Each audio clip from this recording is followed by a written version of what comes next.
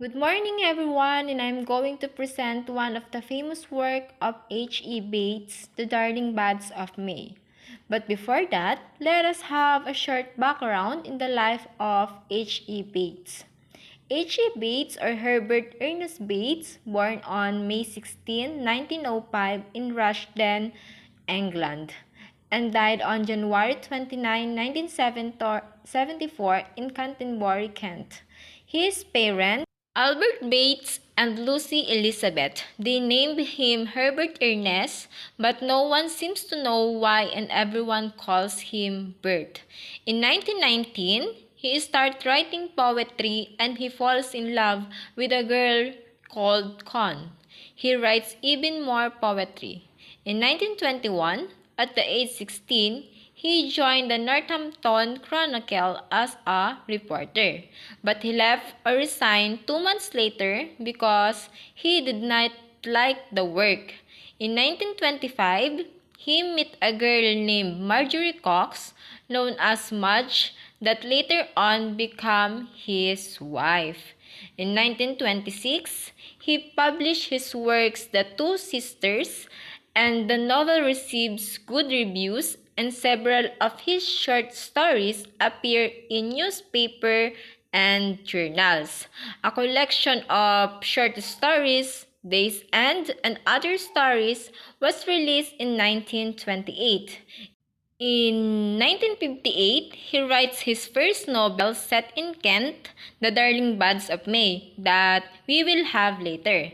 Also, in 1958, his 25th collection of short stories is published, The Daffodil Sky, and H.E. Bates was an English novelist, short story writer, and essayist, best known for creating the much-loved Larkin family in his series of comic novels beginning with The Darling Buds of May.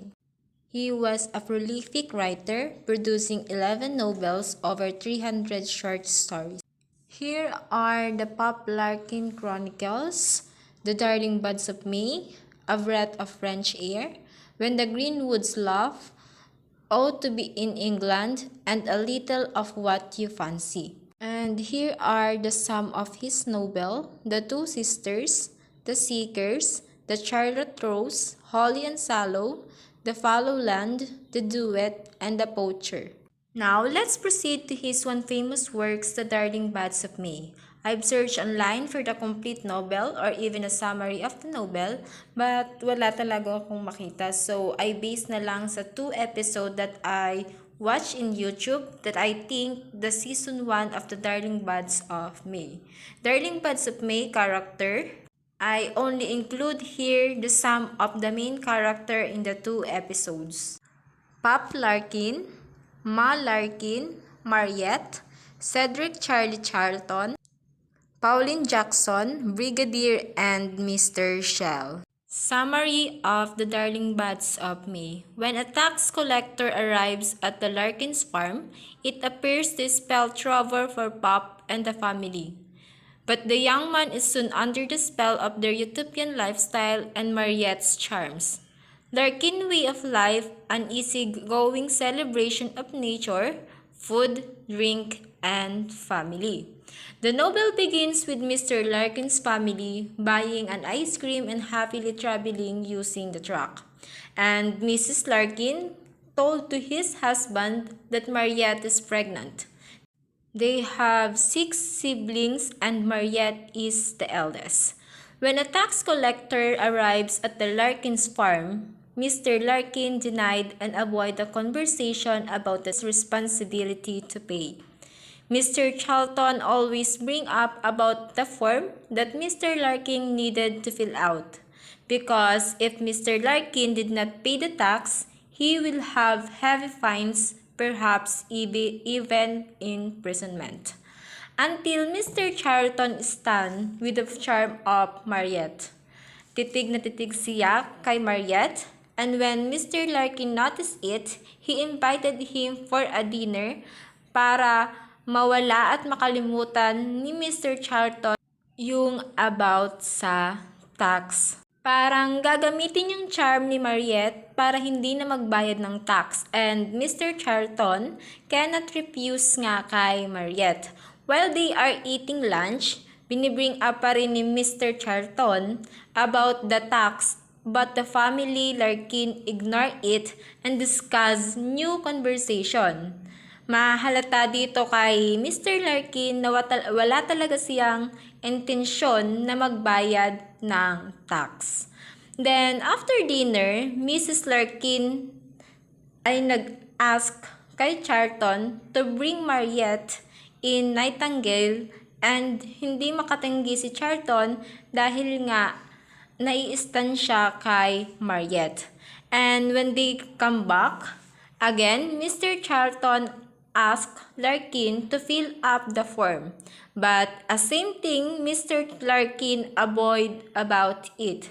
Then, in-invite ulit nila si Mr. Charlton doon ng dinner. Even Mr. Charlton wants to go back to office, but seeing the face of Mariette, hindi na naman siya makatanggi. So he stay at the house of Mr. Larkin. They play cards and they had a wine and nalasing si Mr. Charlton. And then, napansin ng mag-asawang Larkin na si Mariette seems to like Mr. Charlton even in first intention ay para lang hindi sila magbayad ng tax. But the concern is if Mr. Charlton found out the truth of Mariette being pregnant. In the morning, when Mr. Charlton woke up, ay hinahanap niya yung form that Larkin needs to fill up.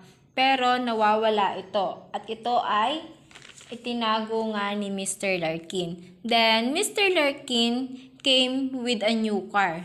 So, nagtataka si Mr. Charlton because the new car cost a fortune and hindi niya mabayaran yung tax. But Mr. Larkin said, I never have cash in me, na parang hulugan lang yung car. And para mawala sa isip ni Mr. Charlton yung about sa tax, he invited him again to ride the new car with them around the village. Sa Darling Buds of May, may event called Gymkhana, on which the people in the village being problematic because they don't have the place or venue for that event. One of the villagers suggested the place of Mr. Larkin, but before they decided it, pinulaan and nilait muna nila ang pamilya ni Mr. Larkin that the whole family is a disgrace. But they have no choice but to consider and ask Mr. Larkin na doon ganapin ang Gymkhana. Brigadier or General, one of the villagers asked permission to Mr. Larkin about the Gymkhana. And dahil nga mabait naman si Mr. Larkin, ay pumayag ito. Then, in that first episode in Season 1, and with dinner of the whole family outside of the Larkin house, together with Family Larkin, Charlton, and Brigadier. Sa episode 2 naman tayo ng Season 1. Mr. Charlton decided to go back to the office at Monday.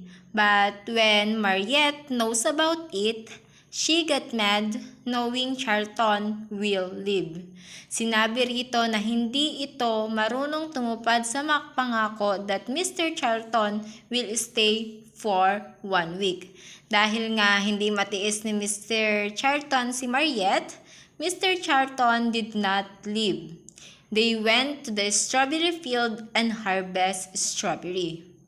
And then, in the strawberry field, here's come Pauline Jackson na nag-flirt kay Mr. Charlton. And nakita ito ni Mariette. Kaya naman si Mariette ay nagalit at nagselos. And because of the jealousy and anger, Pauline and Mariette had a fight in the strawberry field.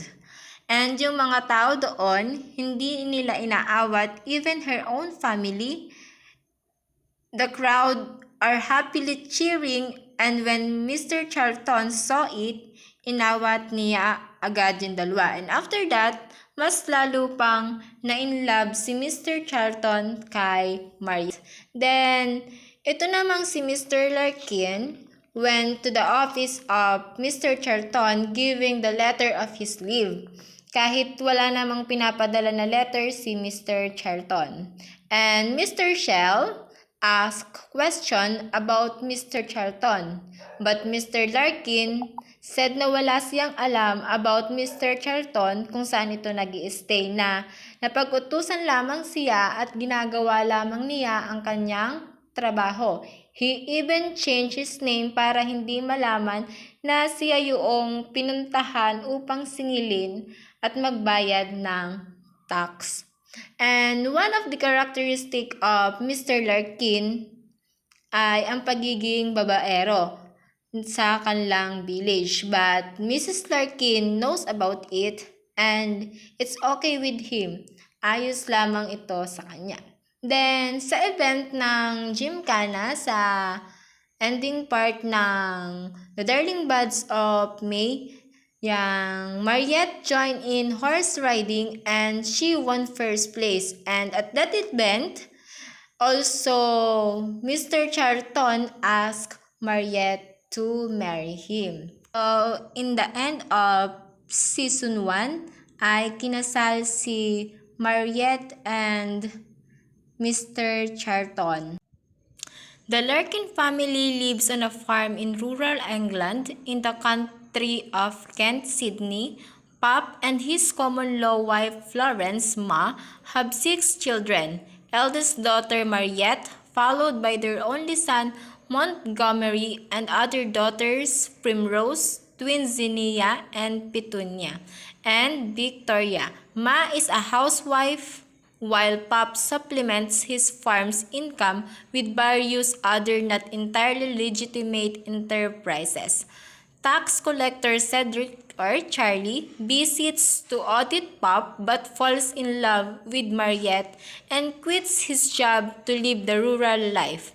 As Ma and Pop raise their other children, Charlie attempts to provide for his now wife Mariette. Ma and Pop soon have a 7th child, Oscar, followed around a year later by Charlie and Mariette's first baby, John Blenheim.